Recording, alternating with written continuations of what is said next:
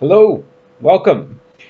So what we have now is our E3 special, my E3 special, even lamer than normal, but we'll be talking about interesting topics with regards to E3. To apologize for the bouncing of the platform, I will stop doing that now. So I just saw EA's press conference. Actually, I should detail my plans. I'm hoping to produce a video every day this week, through E3 at least, and go over my thoughts, what I saw via the press conferences, etc. I'm obviously not on the E3 show floor.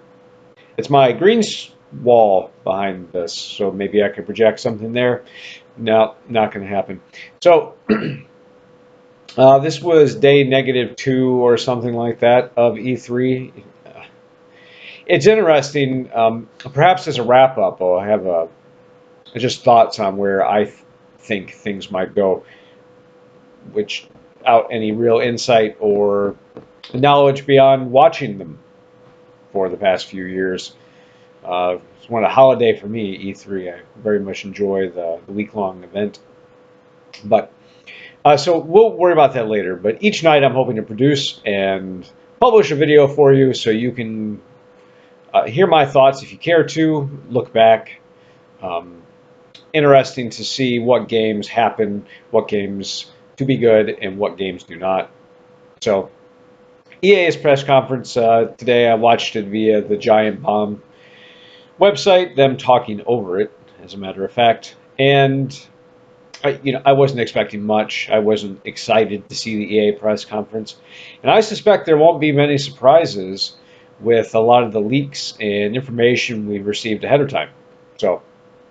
But the only surprise that they had, the new, I guess it depends on what you consider to be a surprise, frankly, because they have Yarny 2, Unraveled 2, as it were.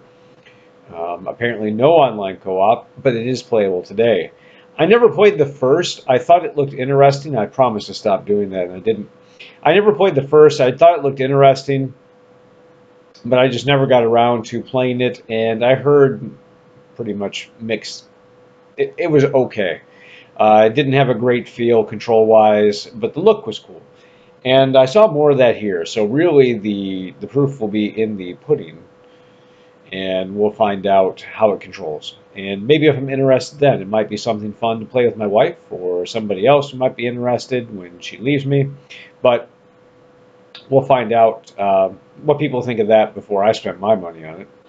Just as I hope to inform you of things that I check out so you don't waste your money on them if I don't like them. What else do they have? The Star Respawn game is Fall of the Jedi or Jedi Fallen Empire. Something like that. Point is, it's set between episodes 3 and 4, and we don't really know much more about it. Great, right? Battlefront 2 is getting some Clone Wars stuff, Dooku and Grievous. There's not a lot more to talk about. They have the Command and Conquer mobile game. I actually played that for a couple minutes. It seems like something, as I mentioned on Giant Bomb, something of a Clash Royale type. Not exactly. The game's, well, perhaps, but it's not like Clash Royale originated the genre. It just seems to be the most popular with them. Tower defense and whatever mix up. In this case, you're taking over a three hex area to launch a nuclear missile at the base, and bases take so much damage for the destroyed, and you win or lose the match that way. A rock, paper, scissors mechanic with unit strengths. Well, rock, paper, scissors-esque. It's not exactly a one-to-one on each of them. And I only played the first couple tutorial missions before turning this on because I couldn't wait to get my thoughts out there for you good folks. So I don't know much more about it than that.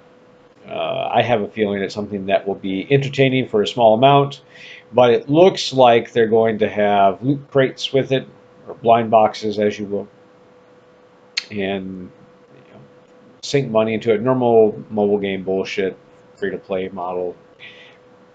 Maybe entertaining for a bit, but probably not something that will hold my interest or many people's long terms, I imagine.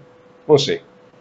I can't imagine that a lot of people who have a fondness for Command and Conquer are going to be real intrigued by the idea of free-to-play bullshit. But I could be mistaken, so we'll see. What else did they have that I thought looked interesting? They showed Anthem.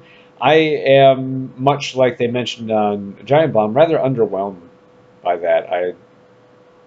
Nothing by it really impresses me. And I need to see more. Maybe it's just because MMOs, and that's my thing. And BioWare used to be one of my favorites, and they still can churn out some good work, but they've certainly fallen down a notch or two recently, obviously, right? Well, pardon me. Oh, I'm late. Not really, I'm just old. So, I don't think there's anything else I really need to mention. I wasn't impressed. This was more of, nor was I expected to be, but this is more of a, hey, I wanted to let you know I was thinking of having a video every night, tell you what I thought about E3, and if it's as interesting as this, I will not be seeing you tomorrow or any of the days after. But hopefully once the press conferences actually start here and we're not in the negatives for the days of E3, we'll have some more interesting stuff to talk about, impressions and stuff that I'm excited for personally, beyond an obligation I feel to share it with you. And a final note for anyone who is interested, Jurassic Chomp, which is fantastic, is the Blizzard of the Month. So there's no new review up for that, although there is some Little Debbie summer camp cake nonsense over on Candyvore. That's doing it again at the end of the video. I'll learn. So check that out if you want to see some stupidity, some cool food art. I think it's cool food art. The photos are fantastic anyway. And so check that out on candyvore.com. Like, subscribe, listen, watch, make your own, whatever, man. You do it below. And I will talk to you again tomorrow night.